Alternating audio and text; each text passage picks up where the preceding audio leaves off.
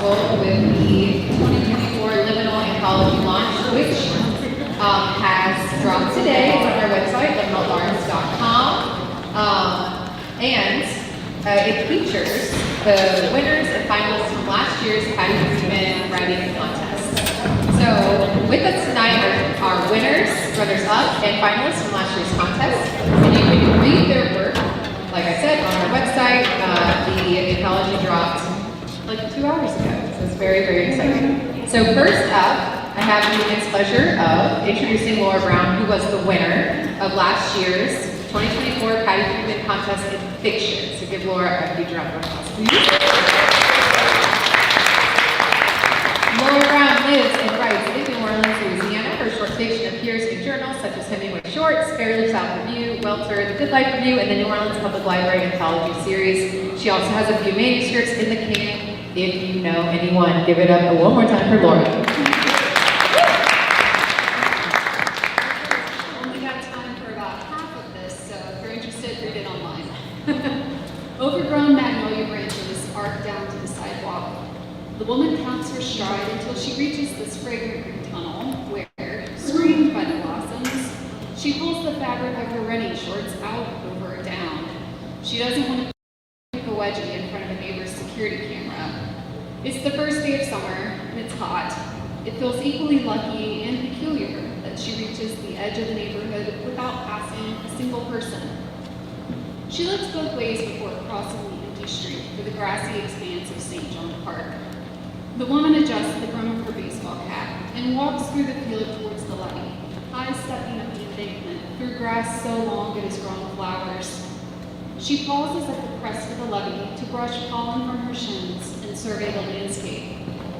The levee slopes down to a calm stretch of bayou that is bulkheaded on either side. The bulkhead is capped with a strip of concrete that looks like a sidewalk. The concrete strip spans from a bridge at one end to a large lock and dam system on the north end, about 200 yards away. These structures control the flow from Lake Pontchartrain to Bayou St. John. If storm surge or high water ever overtopped the bulkhead, the wall of green levee at her back would protect her neighborhood from flooding, or at least that's the idea. The effect of all this engineering is to create a semi-private space, an oblong bowl of earth and water, shielded from the sight and sound of passing vehicles. Inside the bowl, everything gleams, furnished and wet. There's plenty of daylight left, but the sun is preparing for its final descent, tray tables up, and seat backs in their full upright position. She's pleased to see that the glade of oak trees across the bayou is also vacant.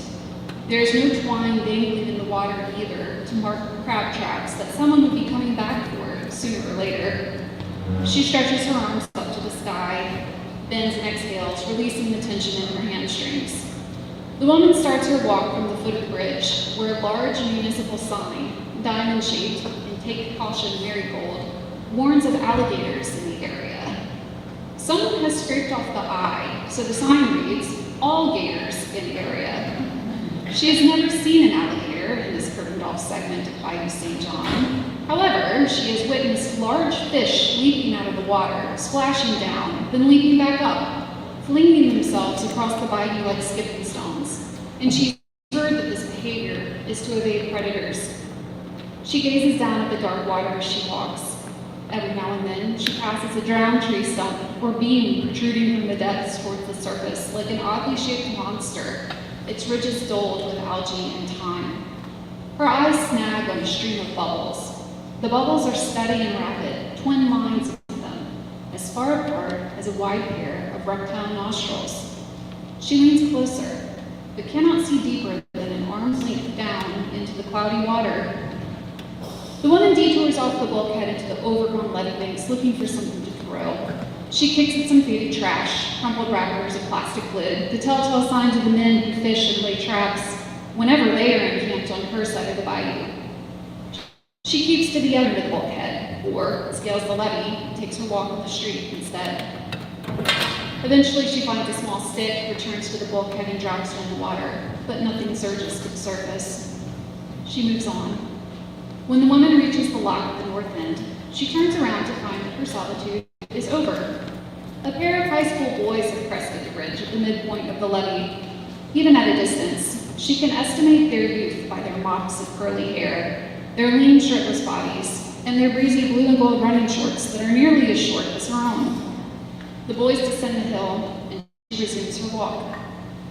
The pair is standing on the concrete, peering into the water as she closes the distance. "Hey," she calls with greeting, "see the bubbles?"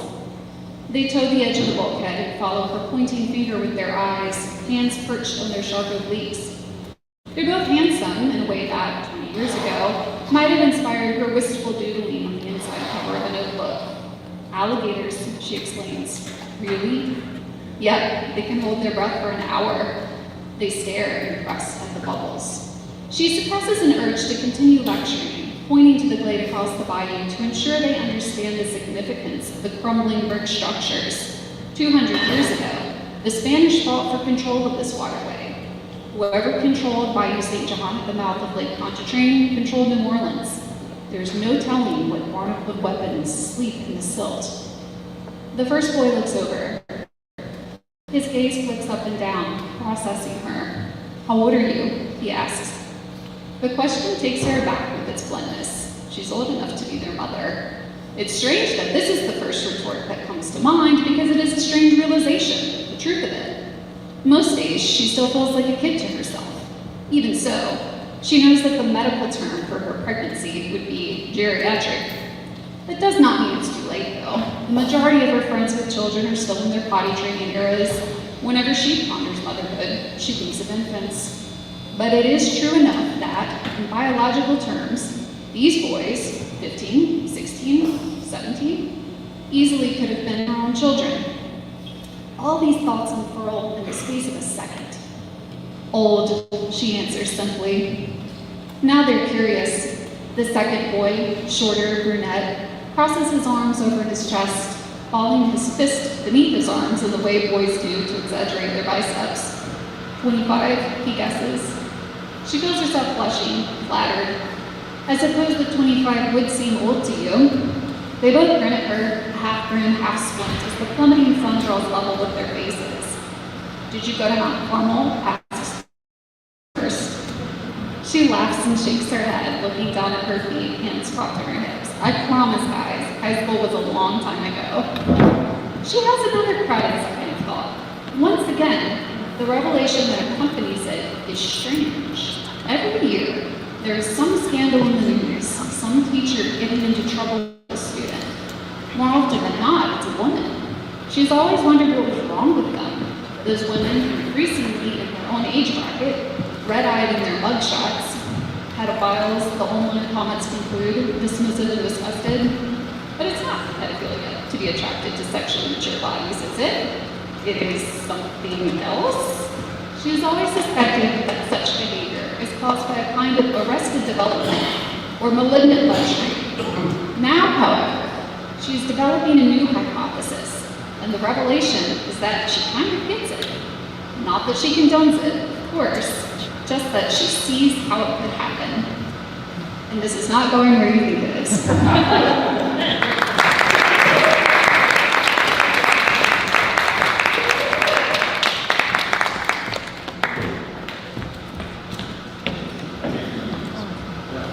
Okay, everyone give it up for Sean Monroe, who I just said, "You're in charge of my baby now." Yay! Thank you, Laura, for kicking us off. I highly encourage everyone to read the rest of that story, which only has 2 pages left, 3 pages? It's like 45% left. Yeah. It is a phenomenal story, and once you get to the end, you'll realize why it was a winner. All right, next up we have Rinna Rem. Rinna Rem writes personal essays and short stories about the American experience. She is a comedian and improv performer too. She works as a public librarian in New Orleans. Rinna's short essay, Mother's Milk, was a finalist for the Creative Nonfiction Contest last year. Give it up for Rinna.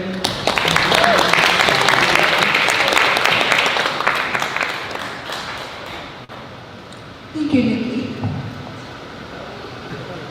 My mother weans me by placing a Thai bird's eye chili pepper at her nipple for me to suckle. In the kitchen, she sliced the length of a thin red pepper to reveal seeds, cascading along a vein of white A soft jasmine aroma followed her from the kitchen's rice cooker and surrounded her like a halo in our wood-paneled living room. She pinched the pepper stem in her left hand while gathering me from the living room floor with her right arm. My mother sat on the couch and sat me atop the floral sarong, wrapping her waist in lap. She rested the sharp point of the red pepper next to her soft brown dough nipple. Eager to taste cool milk from the comfort of my mother's bosom, I was quick to wrap my lips around her nipple, only to meet my first fiery betrayal. The spice burnt my lips, and its heat emanated through my eyes and ears, while anger pulsed in my heart. I immediately retreated with squeezed tears, almost falling off my mother's lap. I am the second oldest out of 4 children, but I was the heaviest baby of the 4. My 3 siblings' average weight at birth was 5 pounds. I weighed almost 9. Even in the womb, I ate more than my 2 sisters and brother. At the age of 2, my voracious and stubborn hunger for breast milk, plus my grand size, wore my mother down. She was desperate to wean me. The Scoville scale measures heat and pungency of peppers. Mild peppers, like bell peppers, have a rating of 0 to 50,000 Scoville heat units. On the opposite end, super hot peppers, like the Carolina Reaper, boast around 2 million Scoville heat units. In 2022, Gregory Foster earned the Guinness World Record for the fastest time to eat 10 Carolina Reaper chilies. It took him 33.15 seconds. Our household staple, the Thai chili pepper, lands in the medium hot range with 50,000 to 100,000 Scoville heat units. It's still too spicy for a baby though. On the should babies eat this scale, it surpasses the mild and safe rating by miles and lives on the cusp of cruel and maybe child abuse ratings. Although no Guinness World Record officiants were present in our apartment in 1988, I'm sure my mother still holds the world record for fastest weaning of a baby. She's very proud. My mother repeats this weaning story whenever she meets one of my friends. She asks them, "Did Rinna tell you how she stopped breastfeeding?" I roll my eyes because I've heard this story a million times already, and I'm not sure why she wants to reveal her cruel side so quickly to a stranger. She cracks herself up every time while my friends listen in shock or jaw agape. Her pride grows with each retelling of the weaning story. A 23-year-old mother who still felt very foreign in her new country and didn't have her own parent turn on to ask for parenting advice, found a solution for weaning her big, hungry baby all by herself, and with only the resources she found in her kitchen. She finishes her story with, "And look at her now." I roll my eyes again. "Yes, Ma, I've come a long way from breastfeeding." Before my 37th birthday, I called her and asked, "Ma, how quickly did that chili work?" She guffawed. "Right away. It was the last time you tried my milk. You cried and cried." My mother laughed and laughed. I also asked, "Did you do that with all of us kids?" Still giggling. "No, just you, Rinna, only you." "Why, Ma? Why just me?" I felt prejudice for my own mother. Catching her breath, she sighed and said, "You can handle it, you're strong." I imagined her wiping her tears from laughter as she remembered my wailing, cherubic face after my first taste of heat. My mother calls me strong often. She tells people about how many times she feared I was close to death throughout my life, but how I've overcome it every time. She also brags to them about my love and high tolerance for spicy food.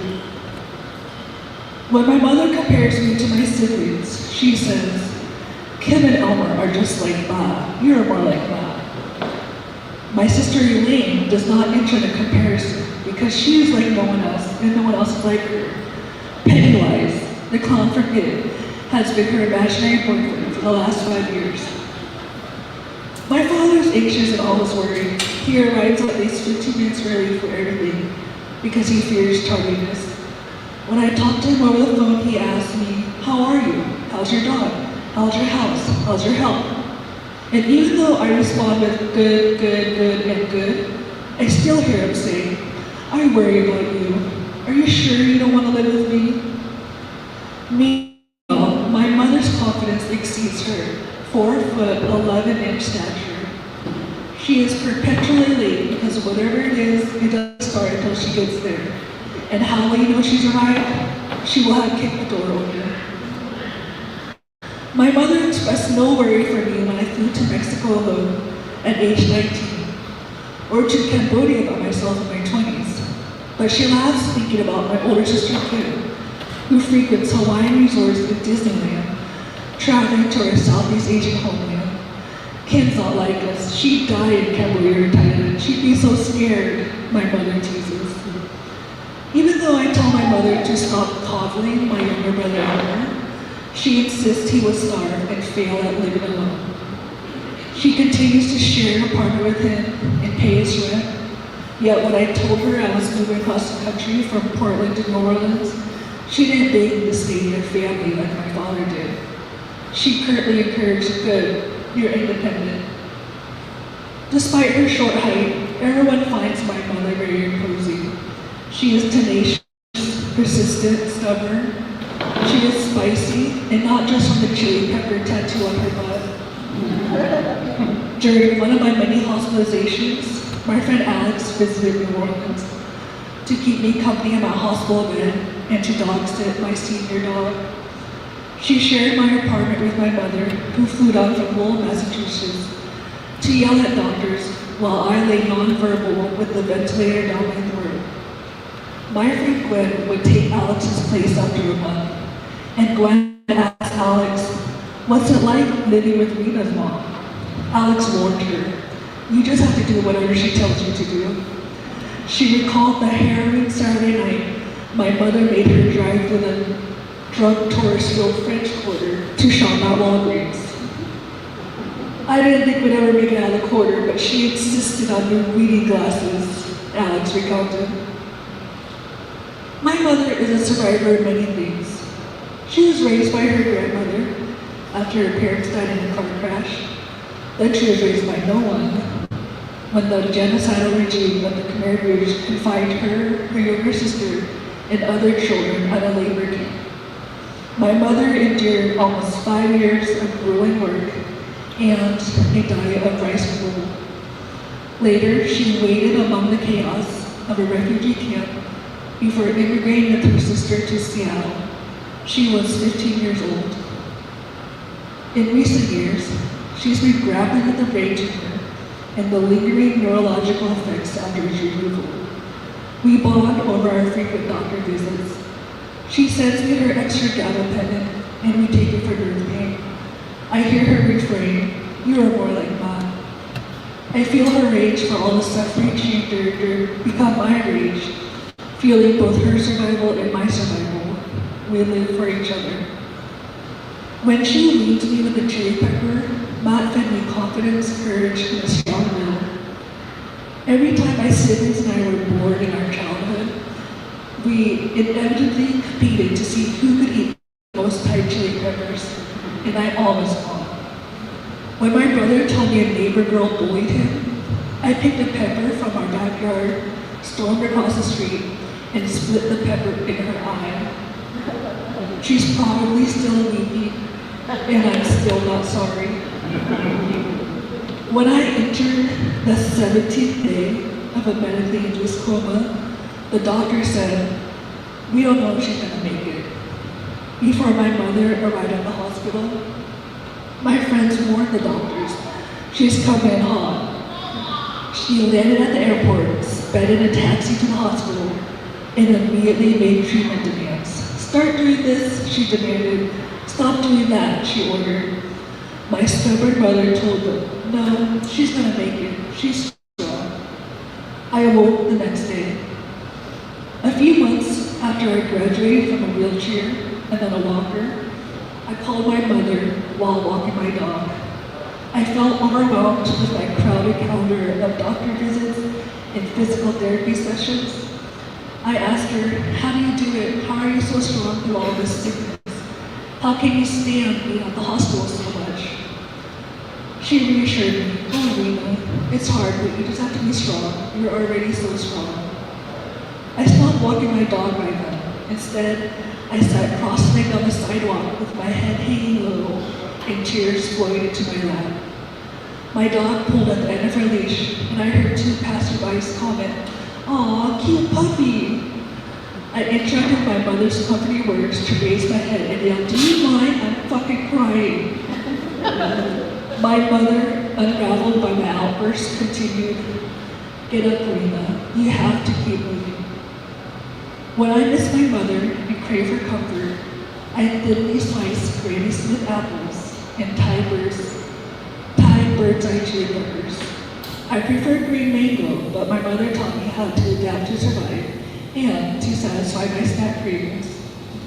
The sliced peppers float in a shallow bowl of caramel-colored fish sauce. I dip the slices into the pungent, briny, spicy bath. Then I suckle on the tart fruit until the heat dissipates from my lips and my tongue feels raw from the salt. The spice brings tears to my eyes. Thank you.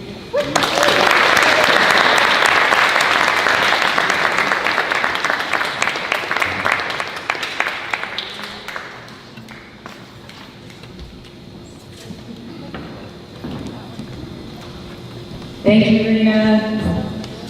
All right, next up we have LeAnna Callon, who I just asked her how to pronounce her last name, and did I say it right? Can't say it.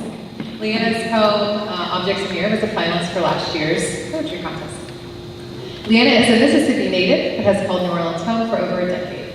By day, she manages a local independent bookstore. By night, she sleeps.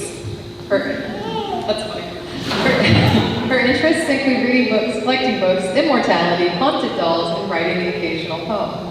Her poetry has appeared in the Tilted House Review, Nurture, Lucky Jefferson, Lit, .202, Ghost Girl Zine, and Trampoline. Her poem Reverie was featured as a broadside by Lucky Ink Press in March 2022. Give it up for LeAnna.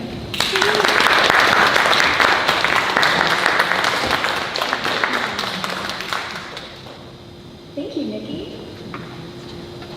Okay, I'm very nervous.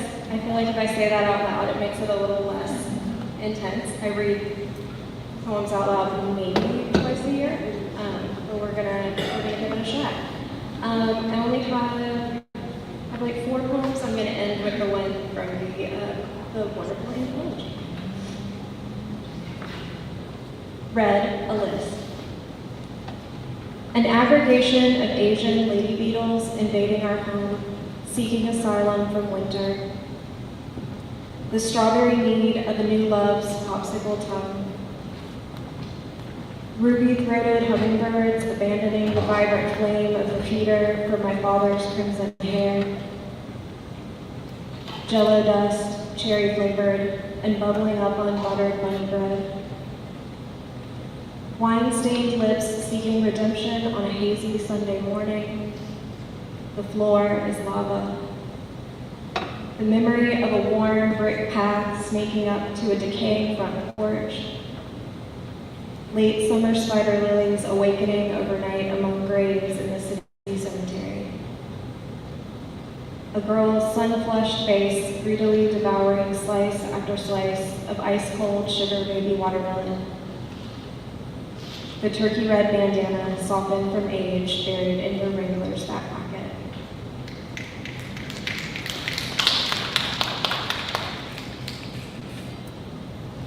Bad. Last night I dreamed I was bathing you again. Your soft form trembling as water filled the room, above my ankles, above my knees, as the small waves crested on the countertop, you swam to me. Gently I lathered your head, your skull no bigger than a peach in my hand.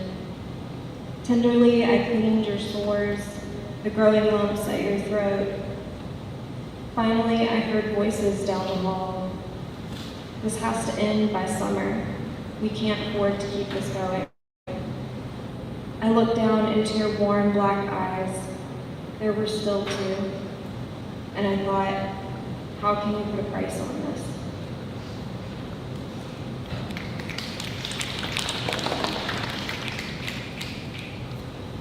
Reverie. You reclining in your lazy boy, moss growing soft and slopes down the soles of your bare feet. I run my hand along the cool green patches, watching delicate spores take to the air, only to settle upon the remote control and a half-finished crossword puzzle. In the kitchen, I put a pot of water on the stove's eye beside the stubbed-out Virginia Slims who smoked with yesterday's coffee, a tin of instant on the countertop, double Dutch chocolate. When you wake just before sunrise, you cover your feet in cotton socks and shuffle your way to the window. I find you there and take my place beside you, my chin barely able to rest on the sill. The sherbet tinge rise with the warm sun over the fishing pond. Droplets rise to meet a layer of atmosphere unknown to us, and the sky calls forth the rain.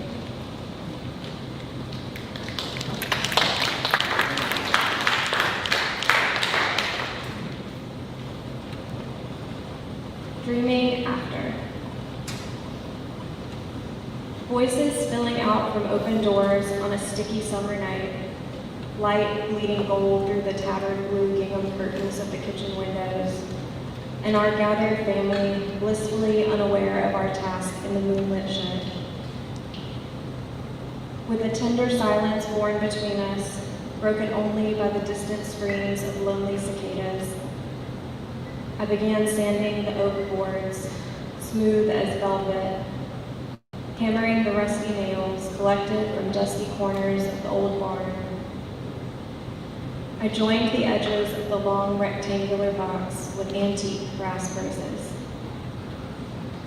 I decided against a stain, wanting the wood to remain raw and welcoming to the seeping of the rain. There is no use for a silk lining. Creature comforts are for the living. I lost you in the shadows for a while, but I could still feel your eyes on me. I wanted more time, but you said Sunday dinner would end and they would soon come calling. I always knew you were dying, but I was dying too. And the longer I worked, I began to forget which of us the box was meant for.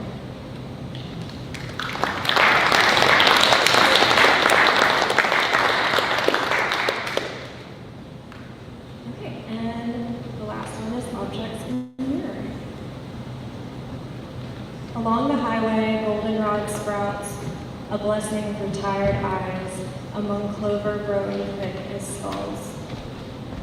South toward home, the mouth of the Black River, where sweet cicadas sing down the moon. Driving through the land of backyard burials and heavy-handed billboards, seeking sameness, I find feminine form in the power lines. Smothered secrets rot beneath piles of alien green kudzu, hugging the curves of the earth, parted only by rusting rails. I count the trees as they hit the road, without so much as a bindle on their backs. Who knew a rooted thing could flee so fast? Woo.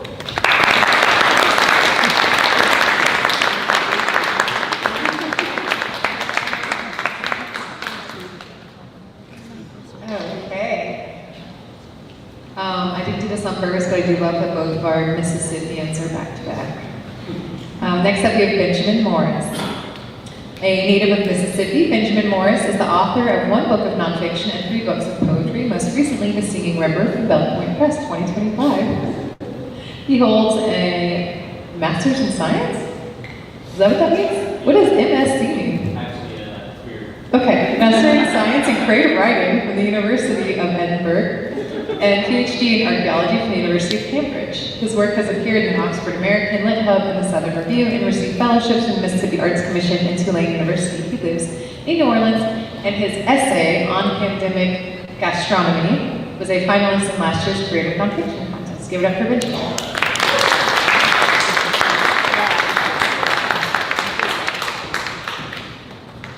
Yeah, this science thing, you can just blame it on the Scots. I don't understand it either. I want to read just a short section from that particular essay. Like Rinna, I want to read a piece about food. We're New Orleans, we love food, and this is a story about bad food. So all you need to know, read 2 short pages from the excerpt.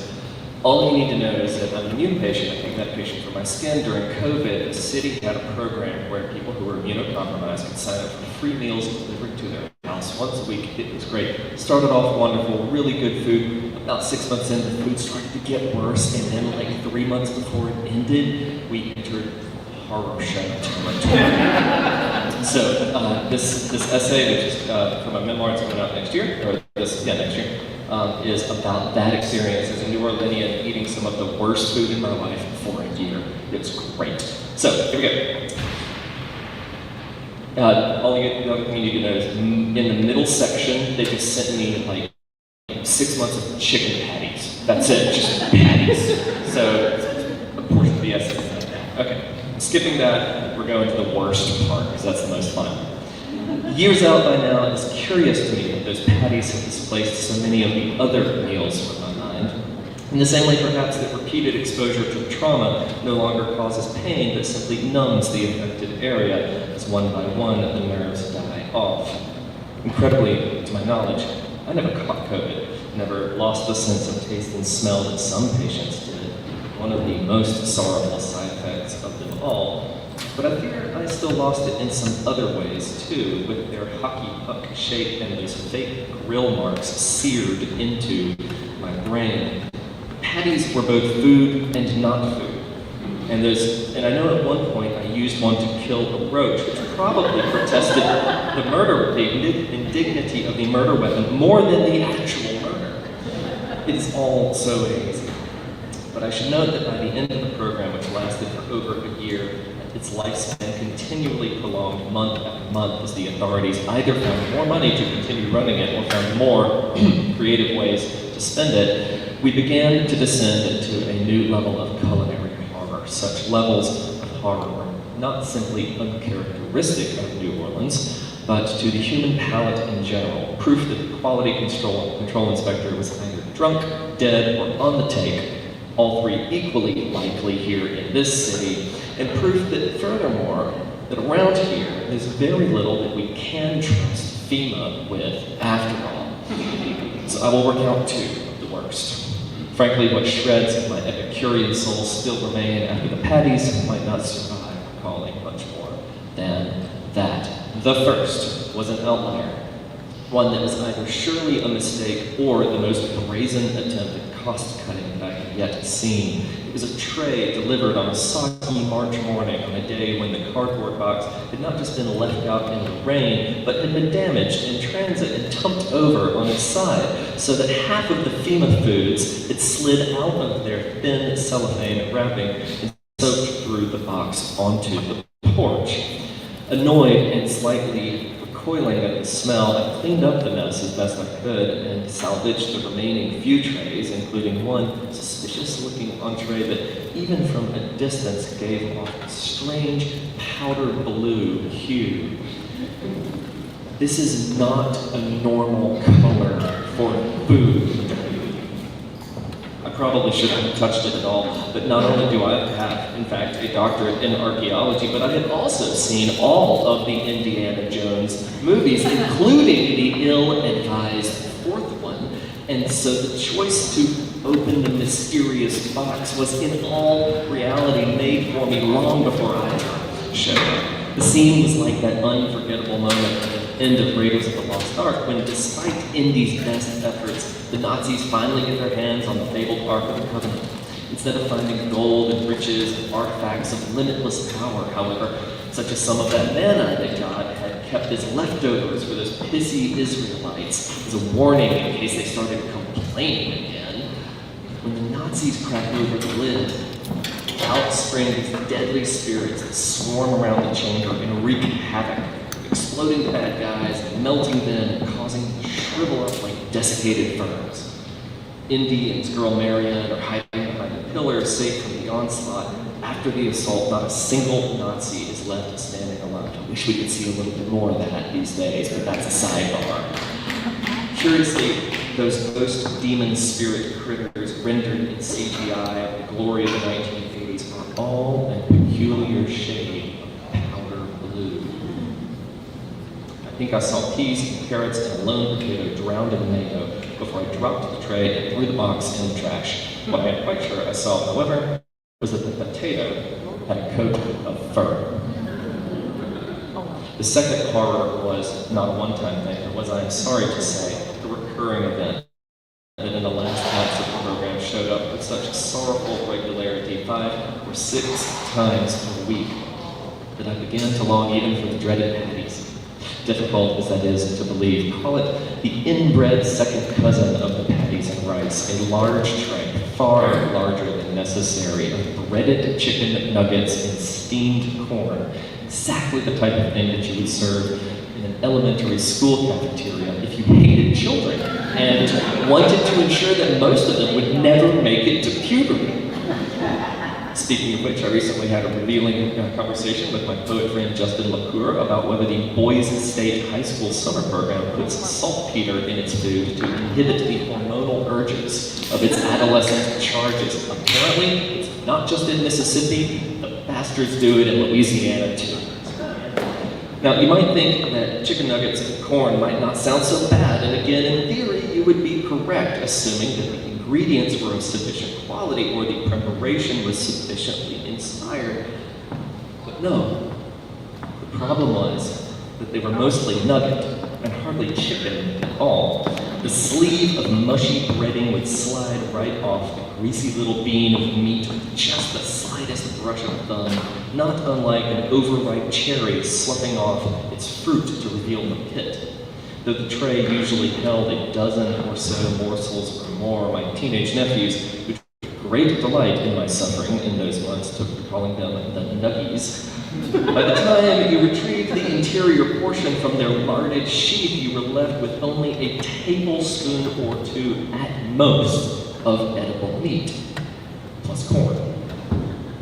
Week by week, day by day, dutifully, I stood over the sink like my southern ancestors of yore, dreaming I was hulling peas or peeling shrimp, allowing these genetic memories to transport me as I extracted these chickeny pearls from their bready shells, my stomach rumbling, first in anticipation and later in violent protest, as I imagined all the other things I could have been eating, or had eaten, or might one day again eat if ever the fearsome reign of this virus and its sworn lieutenants, the patties and the nuggies, came to an end. And I could not just leave the house, but afford to buy real groceries again. Even Snickers. It's a cat book.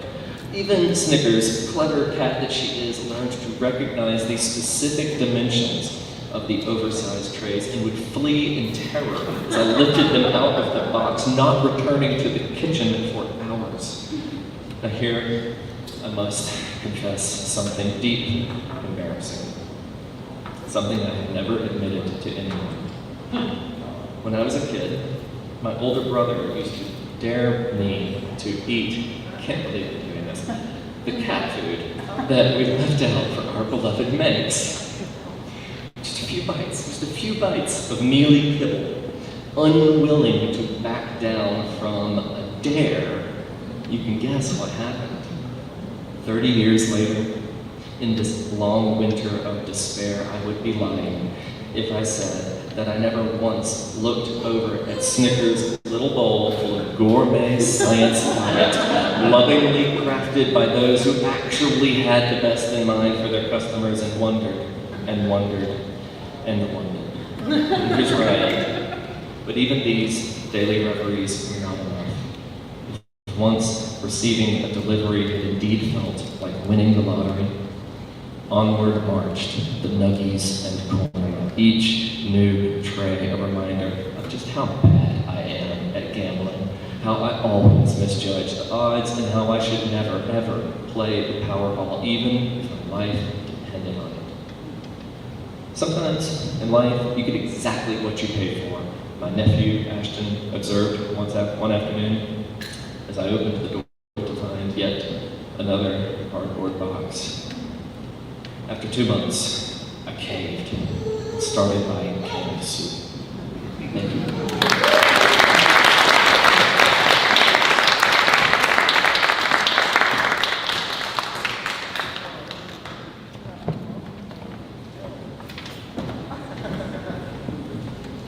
When you read an essay like that, and you know it's going to be read aloud, you have to wonder, well, like, what is the reader going to do to, like, kind of like marry the content to the performance? And Ben, that was a phenomenal job. Thank you.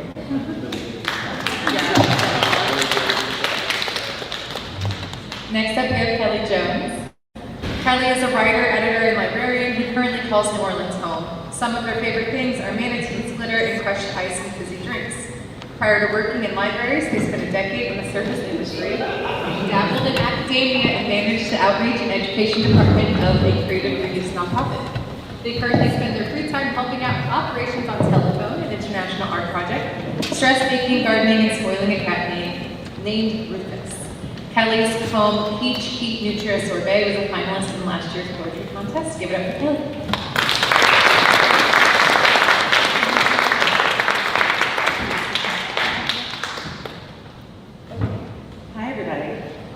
I thought this mic was going to be too loud. It's going to work. Awesome. So I brought 4 poems with me tonight. I'm going to start with Peach Heat Nutria Sorbet and work my way through. So I'm just going to get into it. Peach Heat Nutria Sorbet. This dry August, we seek shelter inside. Avoid the heat, the sun, 9 a.m. and 93 degrees. Trash baking on the sidewalk, hardening into sculptures alive with maggots. On my lunch break, I went by Nutria, dead on the bayou's bank. It's too hot for afternoon strolls, but still, I stroll. A slight sunburn sometimes feels good. I apply aloe before bed and dream it rains. Their ceiling begins dripping, bringing the storm inside onto the bookshelves. And the drywall crumbles, exposing the bones of our home and straining our savings. I am stuck in this hard pit of summer. Peaches I bought rot quickly, souring inside, mold looming on their soft fur. Trees outside the library drop brown leaves into a dysfunctional fountain. Sometimes I imagine a pleasant future, falling in early. I eat a popsicle for lunch, accept a friend's invitation to swing by for homemade sorbet, and to watch a night-moving cactus. Time bends yet again. I find myself calendaring the past. This August is wild, awful. Please don't call me until October. I am tired, yet full of wonder.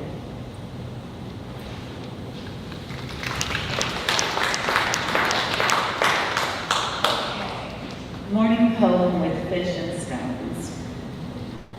I woke up coughing out of a dream, feeling heavy, my belly full of small stones covered in algae that left blue-green streaks on my hands when I caught them after spitting them out my mouth. I tongue my teeth to check the chips and try to swallow, but my throat feels furry. I stretch and hear the cracks. I step out of bed thinking about what I read somewhere, a theory that profile photos of men posed with dead fish or a gun are so prevalent, because these are some of the only moments when it's socially acceptable for a man to ask another man to photograph them. And I think back to the thirst trap photo shoot over the weekend and how the light looked holy against his bike woke blades, a Crocs tan line so drastic. We have a recurring game of deciding on the fly which of 2 things are masculine or feminine. Butter and broccoli, grits and oatmeal, hypnotic or Baileys. There are no wrong answers, just like there are no right choices when picking props for a headshot, bubbles or a plastic skull and hard hat all somehow serve the same energy. And none of it's real, but all of it matters.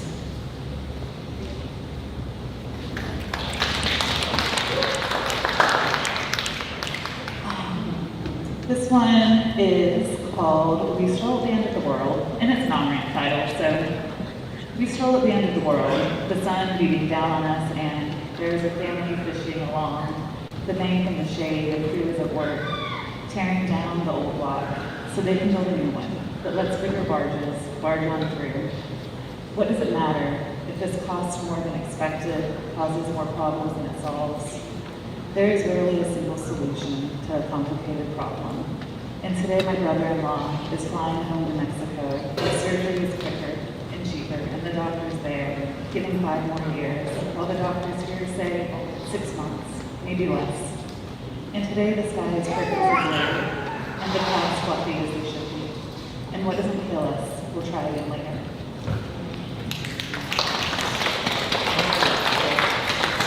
And so, side note, this last poem is titled, like the one that's going to be in the anthology, or it is, because it's online now. Where I used to do improv, and I used to always just like take random words and then build like a 30-minute run out of it. And when I'm stuck and have no like brain for poeting, I just started throwing 4 words together, and so I have a short series of those. So that's one of my fruit, weather, bug, or animal, and dessert poems. So this one is called Great Sunset Sugar Popsicle.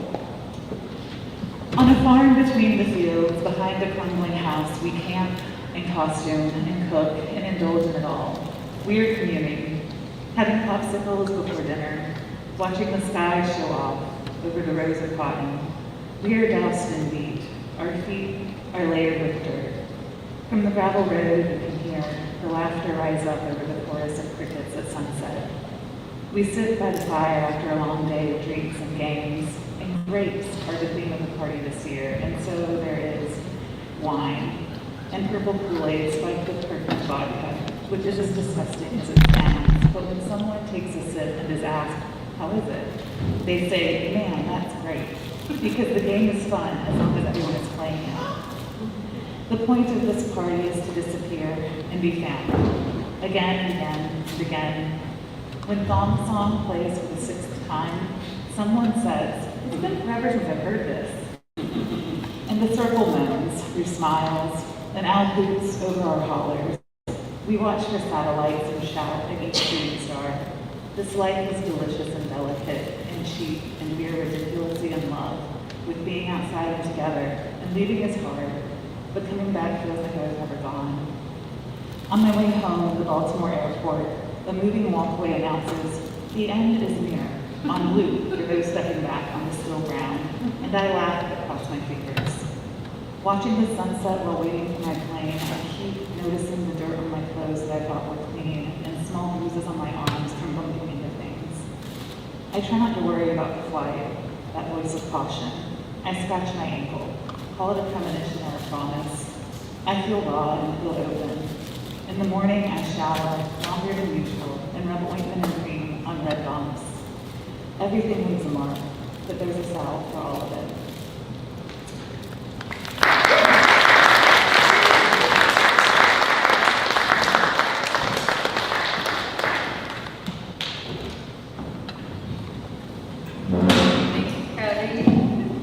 Next up, we have Mark Folse.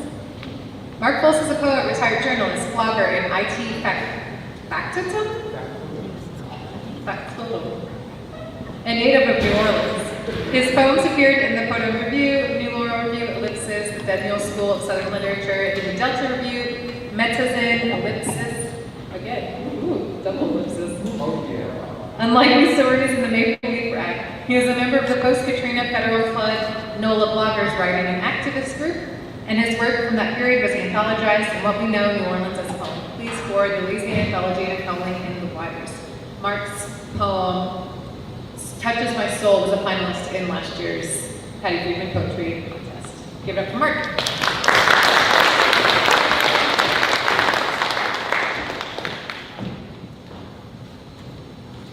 I'm going to start with the anthologized poems. I don't like poems that need introductions, but I think I need to introduce this one a little bit. The title, Touches My Soul, comes from the Jimi Hendrix song, Manic Depression. And there was once an epigraph from a line from that song, because this is a poem about bipolar disorder and its treatment and how I was treated by atypical antipsychotics, which managed to completely lobotomize complex associative thought-related language in me for 7 years, and I stopped writing. So I took out the Hendrix poem and took something from John Berryman, a fellow sufferer, from a long list going back to George Gordon, Lord Byron of bipolar nuts. And I saw myself in this part of a poem, and I was looking at myself in a mental hospital mirror. Hand me back my crawl, condign heaven. Tighten into a ball, elongate and valve Henry. Tuck him peace, render him sightless, or ruin at high rate his cramp-on focus. Wipe out his need, reduce him to the rest of us. From Dream Song 39. And Sweeney, just quickly, Mad Sweeney was a king in medieval Ireland who killed the cleric because he hated ringing his bell, was turned into a bird, and forced to visit all the places he'd ever been and live in the wilderness. And when he went to places he'd been, he was chased off. Mad as Sweeney, astray among the oaks, thoroughly cursed by a vengeful ex, gnawing a stalk at the crest-like edge of bird-wild bayou meadery. Walk it off, old coaches said, and so I did. Manic rambling out an electric fit to find quiet. Flitted into oak shade, sat in anxious meditation of Odin, wise thief of the madness of poetry. Under the trees found a flash of peace. Finally the doctor solved me, a pill placid, quieting of mind. I could not write this then. Years later, I titrated back to terra firma, the old oaks, in this new light that draws out half a dozen plein air painters, medicated only by oak breath and the gentle God's wing flash of light through trembling leaves. I seek a mindful meaning between empty-headed, bread-fed ducks and anxious egrets, cautious crows. Some only watch as I pass. I pass a lot. I am familiar. Sheltered from crackling blueness, I released myself into the leaves, composing myself in poetry. I am a cheerful fucker, because this one's about dementia. I bought my partner some signs that said, I am a ray of fucking sunshine. I think I'm going to for myself. I'm 68, starting to have some of those fun things, and once again, I'm very fond of epigraphs. This is from Tennyson's Ulysses, that which we are, we are. Memory Palace. Is it too late to start a memory palace when frequently I misremember where I put myself, lose an hour in a bookshelf as appointments slyly slip into the past? Clouds assemble on the horizon, and I forget the name of vague constellations, the faces in faded Polaroid colors. Prophecies of doctors frighten me. I am my only hero without an Athena to guide or guard, afraid of the shades that crowd where life fades. How to navigate this starless sea. Fuck Odysseus. Follow the cloud-drunk monks down no particular path, each moment a poem. The moon on a dark pond delights in its reflection. I tend to write a lot of essential verses, terces, and quatrains. I've noticed a lot of the poets my age tend to do that. Maybe it's because we're closer to the ancestors that we tend to fall into old forms. But thank God Carolyn Henry kicked me out of my comfort box, and I have what I think is a fun list poem about large language models. The title comes from somebody called the Firesign Theater. If you don't know who they are, you should look them up. It's called Do You Remember the Future, Dr. Memory? And there's another epigraph from Roshan Roland Kirk's The Case of the Three-Sided Dream in Audio Color. Unplug you, he said to the computer, you be dead.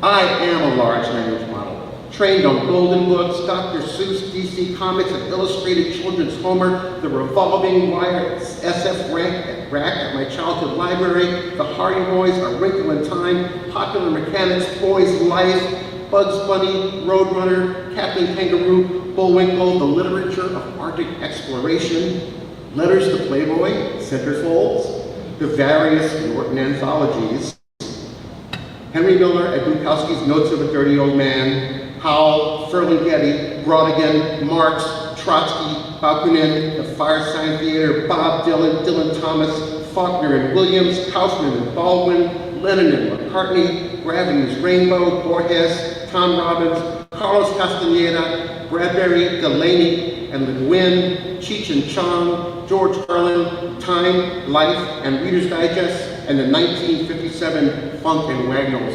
Encyclopedia. Ask me anything. What was the name of the first anarcho-capitalist AI? Mike in The Moon is a Harsh Mistress. What color is the sky in Neuromancer? The gray of a dead television channel.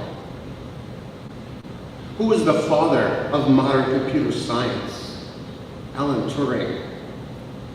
Who said any sufficiently advanced technology is indistinguishable from magic? Arthur C. Clarke. How did Alan Turing die? Suicide after chemical castration following conviction for homosexual sodomy. Do you remember the future, Dr. Memory? Read Unhappy MacNam, Unhappy MacNam. Do you believe in fairies? Clap, clap, oh please, clap, clap for Alan Turing. What happens at the end of David Bowie's The Savior Machine? The AI kills all the humans.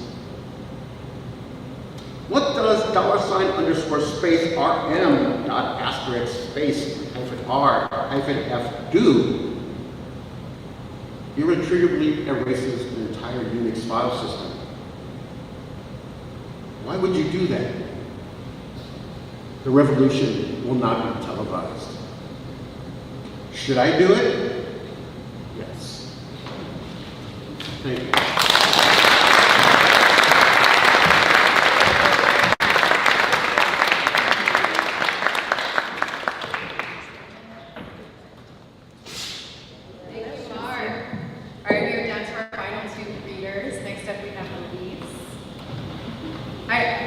For all of you that are like, just let him touch the microphone. Yes, he wants to lick it, which is why I moved it. We're not. Did someone say let him lick it? Elise Glassman.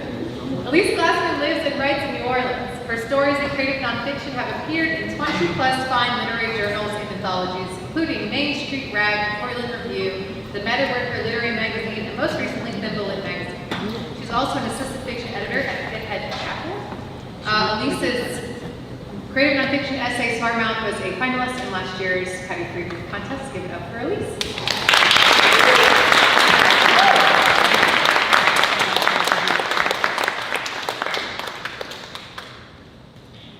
Evening. I was told I look like a librarian when I wear these, so here we go.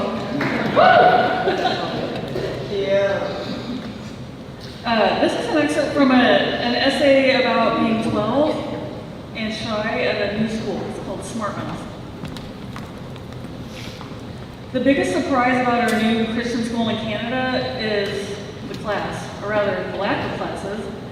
Our first day, we arrived at Cornerstone Baptist Christian School 20 minutes late, and my mom and my little sister Kate are sent off to the little kids' classroom right away. But instead of dropping us off, my mom is sticking around, which is a very unpleasant surprise. She says she's volunteering as a monitor, and I unwisely joke, monitoring who? And she says, Elise, you're a smart mouth with a bad attitude. And also it's monitoring whom, which I know is not right, but I don't say anything. My other sister Rose and I are taken to a big carpeted room where the upper grades are packed into office type cubicles, and a woman in a knit cardigan sits us down at 2 empty desks and gives us each a stack of magazine type booklets. Girls, she says, these are your paces, in reverent tones.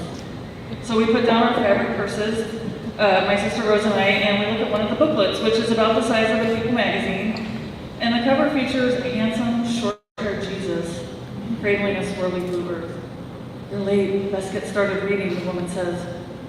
So I sit down and start paging through World History 3. The Jesus on the cover looks clean and rested, as though he just came out of a Supercuts and not 60 Days and Nights in the desert. He looks like a catalog model selling JCPenney flags. So I look around the wall to trade smirks with my sister Rose, but she's already reading her pace, so I do that too. I hear a throat clear. Knit cardigan is staring at me from the chair by the door. She's our monitor. I realize she's mom. So this is Christian School in Canada, Reading Paces, which are printed in Florida by Abeka Books.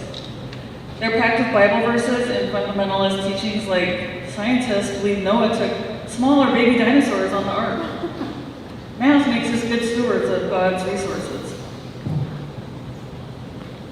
We self-grade quizzes at a table that's piled with answer keys, so of course I soon learned to help myself to correct answers, which is cheating. But my parents can't punish us for bad grades, so I figure it's worth the risk. And instead of being admired as an exotic newcomer, I'm pretty much ignored by my Canadian classmates unless they're calling me a Yankee when I say bathroom instead of washroom, or house instead of hoose. So I decided I'll be silent to try to fit in. At lunch, I quietly eat a brown bag sandwich while Rose and her new friends compare lip glosses. Sometimes I glimpse my mom herding Paige and her friends holding hands on a daisy chains to the washrooms. I'm the invisible sister, doodling in my notebook when boys sidle up to talk to Rose. There just aren't any opportunities for me to speak. In the spring, our PE teacher, Mrs. Hines, schedules a boys versus girls softball game, and she asks Rose and me to play. She seems to assume as Americans we know how, and we do. Our Grandpa Hoffman played shortstop in the minors in his 20s, and he and our athletic Uncle Paulie have taught us to throw and hit and not be afraid of the ball. I like playing. Baseballs behave predictably. It's people I have trouble with. Mrs. Hines hands me the catcher's mask. Don't let anything get past you, Elise. I won't. I happily pound my fist in my glove. Rose is on first base, and I know she'll catch anything I throw up the baseline.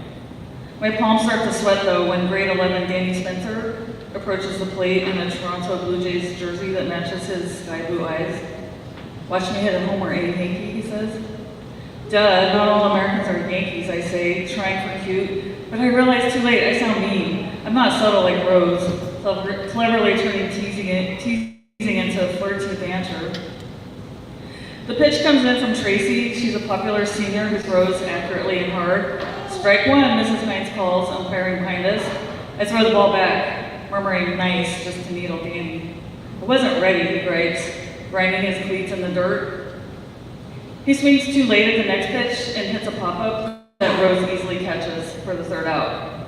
Danny looks at me. So Yankee, can I borrow your mitt? My heart almost stops beating. Never lend out your glove, my grandpa says. It's your secret weapon. But it's Danny Spencer. I'd give him a kidney if he asked me. Only if you stop calling me Yankee, I say. No deal, he smirks, but I've already given up my glove. By the fourth inning, the girls are down 10 runs to 1. Watching our right fielder chase down yet another line drive, I see Danny on the first baseline with my glove, laughing with Rose and her friend Gloria. Look alive, first base, I call, but they don't hear me. Up to bat at the top of the fifth, I'm determined to get a hit. My grandpa would say, relax, take your time, but I can't. I hate that Rose is giggling with Danny. The Mrs. Hines will invoke the mercy rule soon. The pitch comes in. I swing too early and the ball bloops up. I run hard from first base, but I can't resist looking up, and then I'm tipping forward. Shoulder hitting the grass, stars blooming in my eyes. Are you okay? You crashed into the pitcher, eh? Mrs. Hines says, standing over me. It's an automatic out, making contact with the opposing team, and she calls the game. We pack up here. I'm burning with embarrassment. My grandpa would be so ashamed. Good sport Tracy, she's leading a chair. 2, 4, 6, 8. Cradling my stinging elbow, I look around for Danny. Rose walks up, pink-cheeked and sweaty, smelling like Love's Baby Soft. Are you okay? I shrug her off. I need to find Danny. Here, she says, handing me my mitt. I can't believe you went in a glove. A week later, I'm at the school lunchroom waiting for Rose when a guy walks up to me. Hey, hi? I swallow my bite of my sandwich.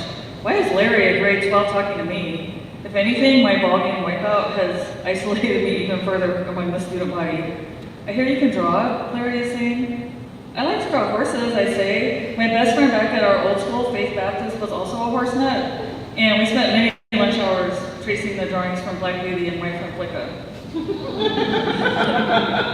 Cool, I'm the yearbook editor this year. Could you draw a picture for us? I hesitated. I said yes to Mrs. Hines and Danny, and all I got was humiliation. Rose sails up, smiling and holding a can of tap. She'll do it. Larry looks at me. I nod, mute. Cool, he says, bring it Monday.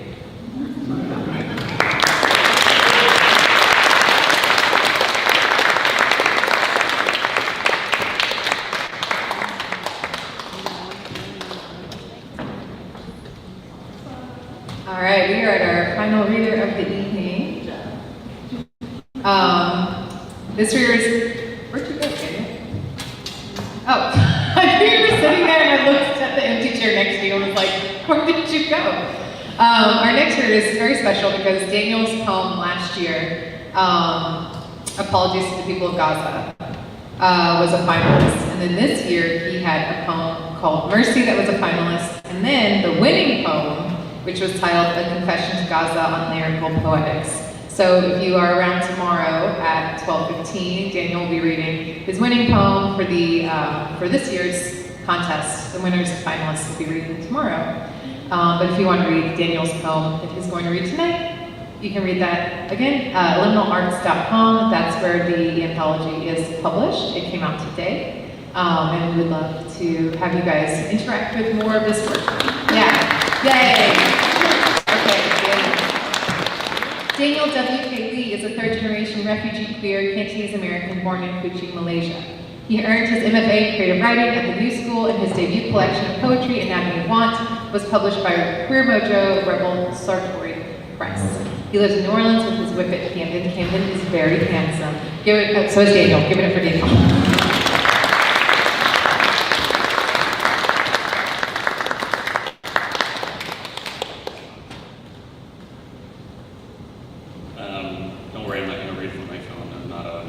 I want to thank LMNL Arts and Nikki, Words of Music, Folse.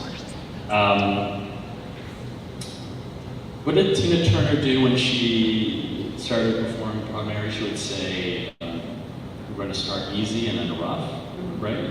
Easy and then rough. Okay, we're going to do the opposite. We're going to start rough and then go easy with the poems.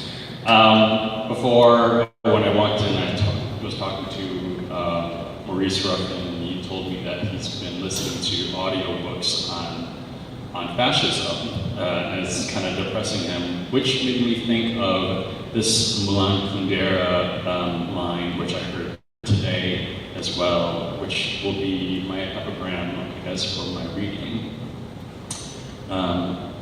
The struggle of man against power is the struggle of memory against forgetting.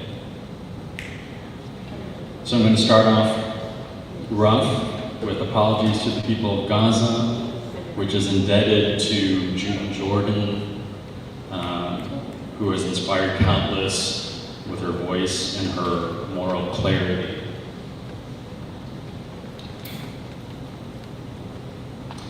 We know, of course we know, uploaded for witness while the world wishes to delete the crimes against you and your unquantifiable grief punching through creation. Lawyer-like, I compile a case file on my phone. Take screenshots of TikToks of pillaged childhoods, half lacquered with blood. Bookmarked mothers yoking their pulverized hearts to white body bags like starfish.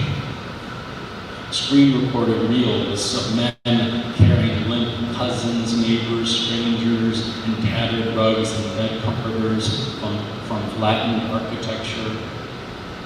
Re-scroll catastrophe, coerced to like, entire generations stashed in ice cream truck morgues or buried street medians to beat shadow bands, the algorithmic enemy.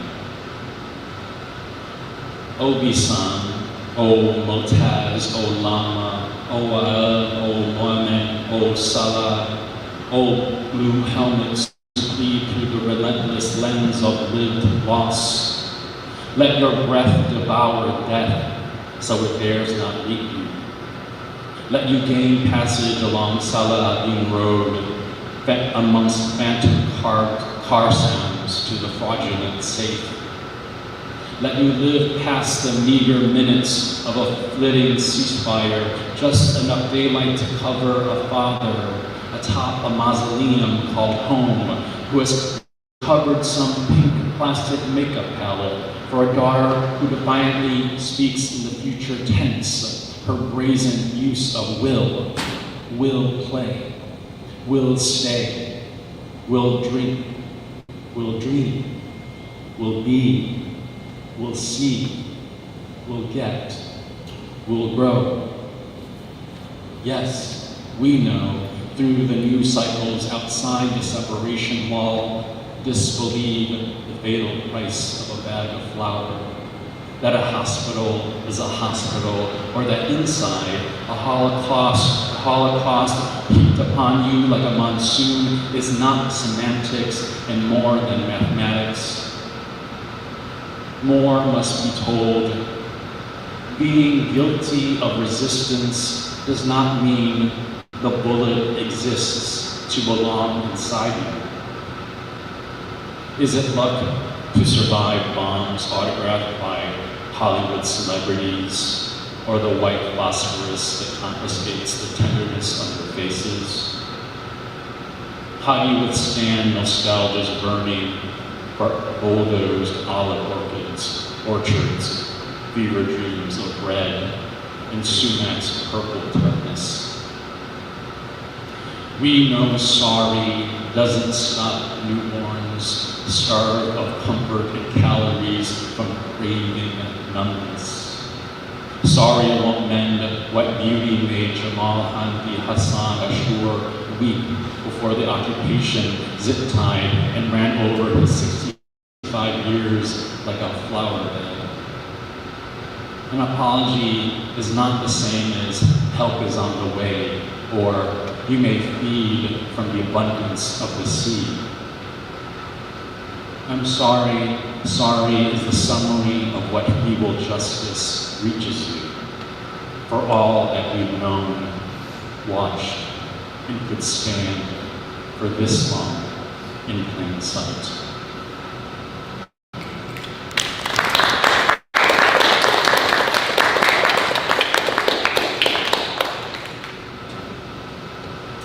Sous chef. U-turn. This time, I leave New Orleans with the yeast of want feeding on the honey of your amber-scented, closely cropped beard. I don't pretend to know much more about baking or us, other than that which is supposed to rise, the inches of your skin I press lips to, and that there are domains inside you. Unlike heaven, I must live to reach.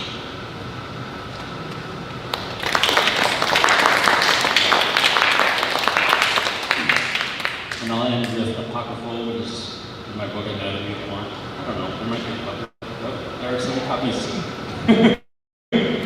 Thanks. Apocryphal.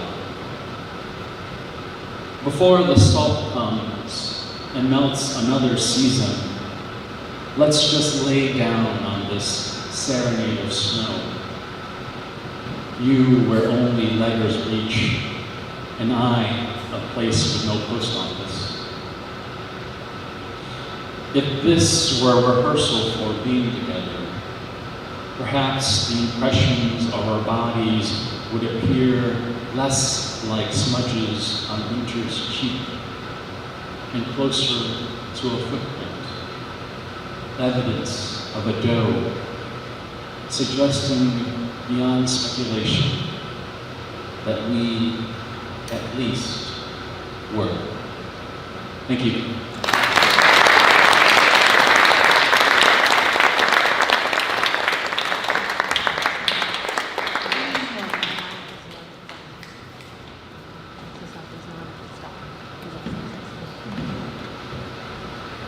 Hi everyone, I'm Megan. I direct the Words and Music Festival. I have been asked by Nikki to close us out this evening because she's doing baby things right now. So, I just have a few things to say. Number one, thank you to Blair from Justini's for being here. The bar will still be open after this ends, about another half hour. So y'all go support a locally owned business and buy some things from Justini's. Number 2, go support another locally owned business and buy books from Tubby and Coos. Thank you and Monty for being here all day. Number 3, when we support locally owned bookstores, we don't just support one, we also have to recognize that we are next door to Community Book Center, and we don't come on Bayou Road without supporting them as well. So how do we do that? We make sure that every time that we are doing a session, we're also doing a giveaway. A $25 gift card to Community Book Center, so that you can buy all the books from the festival here, and then go over there and find other books and buy those too. And to do that, anyone who registered to attend today was automatically entered to be in the drawing for the $25 gift card. We have a little randomized self-buy, it'll draw a name for you. I love the internet. And the randomizer picks Lisa Lavo. Lisa, there she is, all the way. Okay, so if you guys did not get a postcard with our beautiful volunteer Emma over there, grab a postcard on the way out. There's a QR code. Scan it, you'll see everything we're doing for the next 2 days. It's going to be phenomenal. And on that note, Nikki, got anything else? Are we good? Check out the Anthology online, LMNL, that's liminal without the vowels, arts.com. Now you can read everyone that read tonight, read the whole story, the whole essay, the whole poem, everything. All right, you hear that? LMNLarts.com. Thank you, and we'll see you bright and early tomorrow.